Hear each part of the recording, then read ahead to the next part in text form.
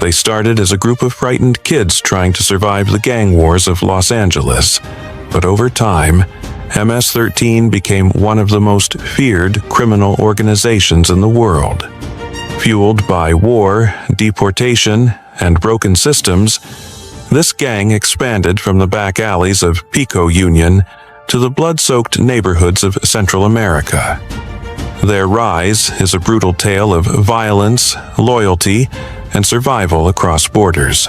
In this video, we trace the true story of how MS-13 was born, how it spread, and why it remains nearly impossible to kill.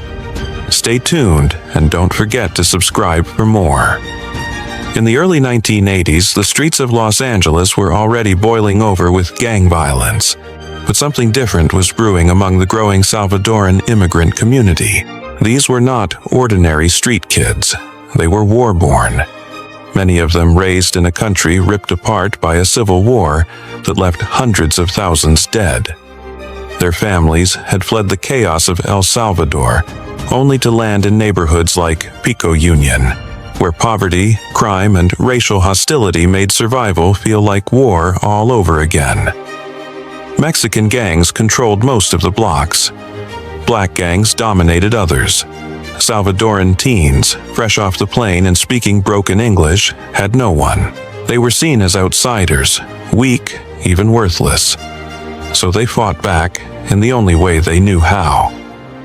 At first, it wasn't even called MS-13. These were small cliques of kids, some as young as 13 or 14, trying to carve out space in a hostile city.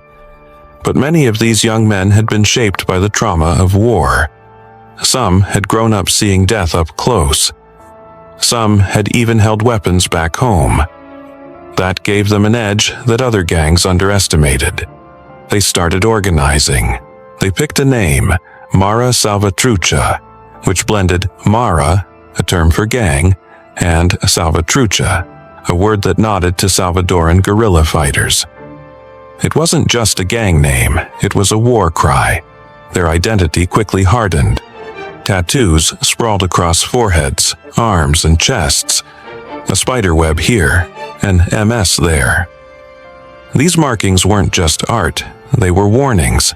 They meant the bearer had spilled blood, done time, or pledged full allegiance.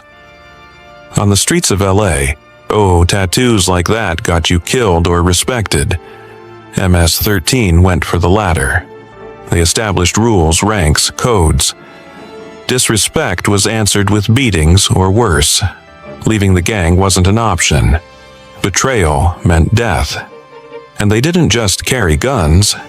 Machetes became a symbol of brutality, cheap, easy to hide, and terrifying in action. As the gang grew, so did their sense of purpose. They weren't just surviving anymore, they were spreading. New cliques popped up in different parts of California. They started recruiting from local schools, targeting kids who were new, poor, angry, or just looking for someone to have their back. MS-13 offered brotherhood, protection, power. It didn't matter if you couldn't speak English well or if your family was undocumented. Once you were in, you had people.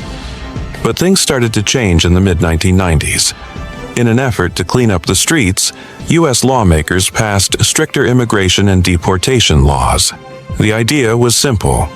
If someone committed a crime and wasn't a citizen, send them back to where they came from. On paper, it sounded like justice. In reality, it was like lighting a match near a gas leak. Hundreds of MS-13 members were arrested and deported to El Salvador, a country they hadn't seen in years, sometimes since childhood. Some didn't even speak fluent Spanish anymore.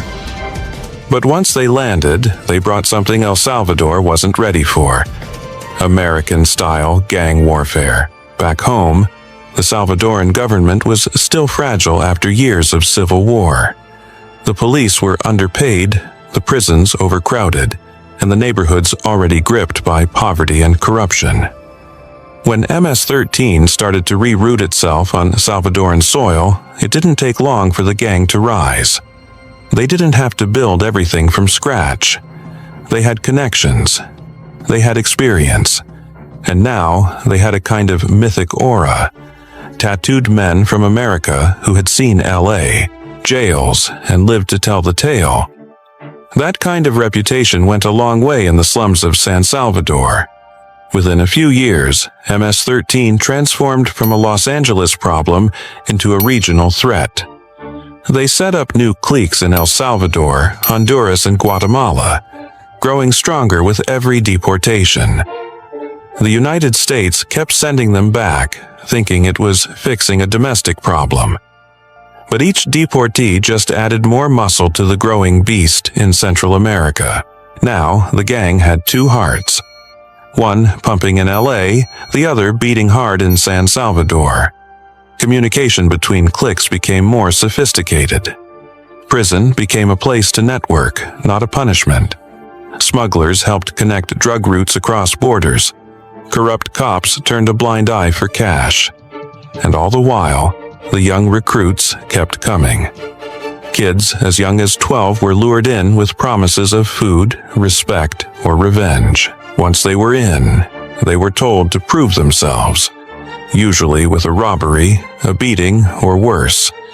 Violence became a rite of passage, and the body count kept rising. Back in Los Angeles, the image of MS-13 started to change. They weren't just a gang anymore. They were a symbol of failure. Failure of the immigration system, failure of American policy, and failure of governments in Central America to protect their own people. The media caught on. News outlets started reporting on machete murders in Virginia, extortion in Maryland, bodies dumped in alleyways in New York. The name MS-13 began to strike fear far beyond Los Angeles. Politicians began using them as a talking point. Police departments created task forces. But by then, the seeds had already been scattered across 2 continents. In just 2 decades, a gang that started as a defense group for scared Salvadoran kids in Los Angeles had grown into a transnational criminal network with a reputation for bloodshed and absolute loyalty. What made them different wasn't just their violence. It was how that violence was born from trauma, dislocation, and the broken promises of a better life. For MS-13, survival had always been the first goal. Power came next, and by the end of the 1990s they had plenty of both. As the 2000s began, MS-13 had already transformed from a street gang into something far more dangerous. In Los Angeles, their roots remained strong, but the real growth was happening in places no one expected. Small towns in El Salvador, the suburbs of Washington, D.C., neighborhoods in Long Island, and communities in Honduras and Guatemala. They weren't just expanding in size, they were evolving. What started as a protective group of immigrants had now become a machine, an international web of cliques, or cliques, each operating with its own territory, leaders and soldiers, but all bound by the same brutal code. In Central America, MS-13 had turned into a shadow government in some places. Entire neighborhoods fell under their control. Local residents had to pay them a tax just to stay in business or live in peace. People who refused were either driven out or buried. The gang controlled access to buses, schools, and even churches in some regions. The police either couldn't stop them or wouldn't. Many officers were outgunned, underfunded, or simply scared. Others were on the gang's payroll. Politicians made speeches promising justice, but few dared to actually face the gang head-on. The situation worsened as MS-13's fiercest enemy, the 18th Street Gang, known as Barrio 18, grew alongside them. The two groups waged a brutal street war that turned city blocks into war zones. Drive-bys, ambushes, and machete attacks became daily realities. Innocent bystanders, including children and the elderly, were caught in the crossfire. The body count rose into the thousands. This wasn't gang violence. It was open warfare, and it bled into every part of life. Back in the United States, MS-13 followed a different strategy. They weren't fighting for territory on the same scale as in Central America, but they were planting seeds in places that most Americans didn't associate with gang culture. Suburban towns on the East Coast became new hunting grounds. They took root in places like Suffolk County, Long Island, and Montgomery County, Maryland. There, they focused on recruitment, mainly targeting Latino immigrant kids, many of whom were undocumented, bullied, or struggling to fit in. These teens were easy targets, especially when school systems and social workers failed to understand the threat. MS-13 didn't need big drug operations to survive. While they were involved in narcotics, their money came more often from extortion, protection rackets, and low-level trafficking. They didn't operate like the Mexican cartels or Italian mafia. There was no need for luxury or high-profile crime. MS-13 stayed under the radar, focusing on control and fear. Victims were threatened, beaten, or murdered in horrific ways, not just to enforce discipline but to send a message. This violence wasn't random, it was performance. It was how MS-13 made sure no one would dare talk. In prisons across the region, the gang solidified its power. Far from being a place of punishment, jails became command centers. Leaders on the inside continued running operations, passing messages through visitors, dirty guards, or coded letters. They even gave orders for murders outside. Being locked up didn't weaken the gang. It sometimes made it stronger. Young recruits inside prison walls were radicalized quickly, emerging more committed and more dangerous than when they went in. During this time, law enforcement started waking up. Federal agencies like the FBI and ICE launched coordinated crackdowns. In 2005, Operation Community Shield marked one of the first large-scale efforts to dismantle MS-13's U.S. network. It led to hundreds of arrests, but cutting off heads did little to kill the body. Local cliques kept recruiting, new leaders rose. The gang had become like a hydra. Slice off one head, and two more would grow back. Each local branch could operate independently, making it nearly impossible to crush them all at once. In Central America, the governments of El Salvador and Honduras tried a different approach.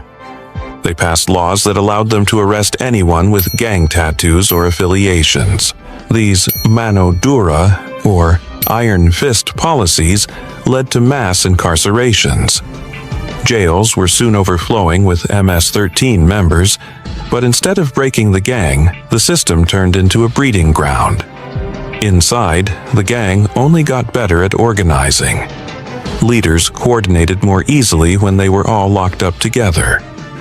Young inmates were indoctrinated faster. By trying to contain the fire, the governments had thrown gasoline on it. As MS-13's reputation grew, so did its mythology. Stories spread of their cruelty, of members slicing off fingers, cutting out hearts, or torturing victims with knives and fire. Some of these stories were true, others were exaggerated, but the point was the same. MS-13 wanted to be feared, and it worked. Parents warned their kids. Immigrants whispered about them on buses.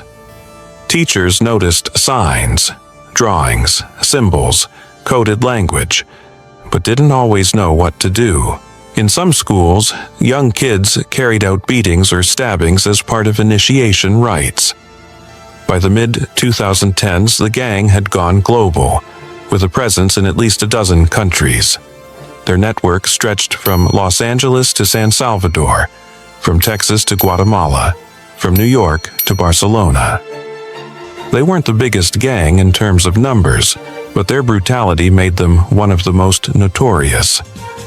Governments scrambled to find new solutions. International task forces were formed. Deportations increased again, but none of it seemed to work for long. The cycle kept spinning: poverty, migration, trauma, violence, and through it all, MS-13 kept adapting. They weren't just a gang anymore. They were a reflection of everything that had gone wrong. Broken homes, broken borders, broken policies. They had survived war, deportation, police raids, and mass imprisonment. And they weren't done yet. Even as arrests piled up and headlines screamed about their crimes, MS-13 kept its grip on the streets. What began as a desperate form of self-defense had mutated into a cold-blooded empire. One that thrived in chaos and knew exactly how to keep the fear alive. By the time the late 2010s arrived, MS-13 was no longer just a gang operating in the shadows. They had become a headline. Their name was etched into the minds of the public, not just in Central America or Los Angeles, but across the United States and even beyond. Politicians mentioned them in speeches. News anchors repeated their name during nightly crime reports. Their image, tattooed faces, machetes, ruthless murder, had become larger than life. And while that notoriety brought attention from law enforcement and the media, it also forced the gang to shift tactics and tighten its grip from within. In 2017, MS-13 was thrust into the center of America's political conversation when then-President Donald Trump made them a key part of his campaign to crack down on illegal immigration. He referred to them as animals, promising to wipe them off the map. The gang was portrayed as the ultimate example of what could go wrong when borders were loose and systems failed. To many Americans, they symbolized chaos and criminality. To law enforcement, that meant resources, money, manpower, technology, poured into finding and dismantling them. But the spotlight also put pressure on gang members. Being part of MS-13 suddenly made you a top target. So they adapted. Across cities like New York, Boston, Houston, and Charlotte, MS-13 cliques began flying under the radar. They toned down the tattoos. They stopped wearing colors or making bold public displays. Their violence became more surgical, less messy. The machete killings didn't stop, but they happened in quieter places. Backwoods trails, abandoned buildings, empty parks after midnight. They kept recruiting from the same vulnerable pool. Immigrant youth who were undocumented, isolated, or trying to escape abuse. But the process was slower now, more careful. They knew eyes were on them. Meanwhile, in El Salvador, a new face emerged on the political scene: Nayib Bukele. Young, tech-savvy, and ruthless in his messaging, Bukele campaigned on the promise of ending gang violence once and for all. In 2022, following a deadly wave of killings blamed on MS-13, Bukele declared a state of emergency. Within weeks, his government launched the most aggressive crackdown in the country's history. Tens of thousands were arrested, often without warrants or formal charges. Soldiers patrolled the streets. Massive prisons were built in record time. Human rights groups raised alarms. But to many Salvadorans, the message was clear. The era of gangs was over. MS-13, for the first time in decades, began to lose visible control. Their territories were seized. Their leaders were locked up. Communication lines were broken. Families connected to the gang lived in fear, not from rivals this time, but from the government. It was the kind of full-force response that had never happened before. And yet, even then, the gang didn't vanish. Instead, it started going quiet. Some cliques scattered. Others retreated underground. Rumors spread of members fleeing the country or blending into legitimate jobs. The structure didn't collapse, but it bent. The truth was, MS-13 had learned to survive just about anything.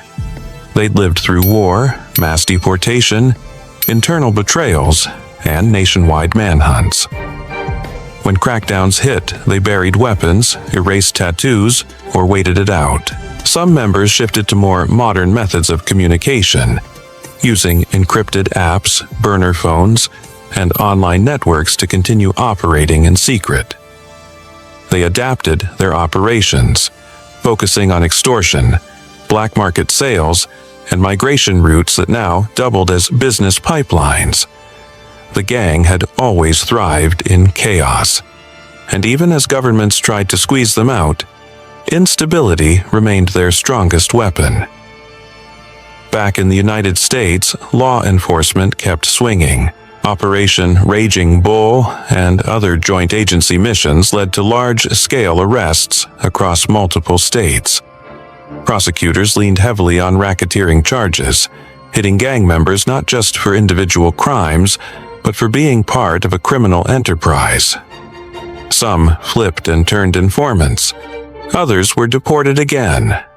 But in immigrant-heavy communities, a sense of fear still lingered. MS-13 had built its reputation on terror, and fear doesn't go away just because someone's behind bars.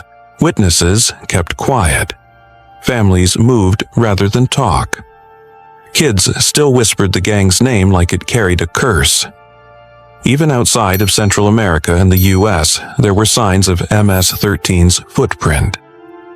Authorities in Spain, Mexico, and even Canada reported sightings, arrests, or investigations tied to the gang. While they never gained the international sophistication of drug cartels, they maintained a street-level presence that traveled wherever people fled or migrated. MS-13 didn't need to control borders. They followed the broken ones. Today, MS-13 stands as both a criminal organization and a case study in what happens when violence, poverty, and migration collide. Their story isn't just about bloodshed, it's about survival. About how a group of lost boys from a war-torn country managed to carve a name so feared, so embedded in society, that no single country has been able to root them out entirely. They are a symptom of systems that failed, systems that ignored the warning signs, sent kids back to broken countries, and built prisons faster than they built schools. The gang may no longer be what it once was, not in public anyway. The days of open tattoos and loud shows of dominance might be fading, but MS-13 doesn't need to be seen to be real. Their legend alone can do the job. Their name still echoes in whispered conversations, courtrooms, and news stories. And as long as there are desperate youth searching for power, identity, or just someone to back them up, the door to Mara Salvatrucha remains cracked open. From LA streets to Salvadoran prisons, the MS-13 story is a chilling reminder of what happens when violence meets desperation. For decades, governments have tried to dismantle the gang, but each crackdown only seems to evolve it further. Their power may not always be visible, but their fear lingers in neighborhoods from Central America to suburban America. Whether out in the open or deep underground, MS-13's influence is far from over. If this story opened your eyes, hit the like button, subscribe for more, and let us know what criminal story you'd like us to cover next.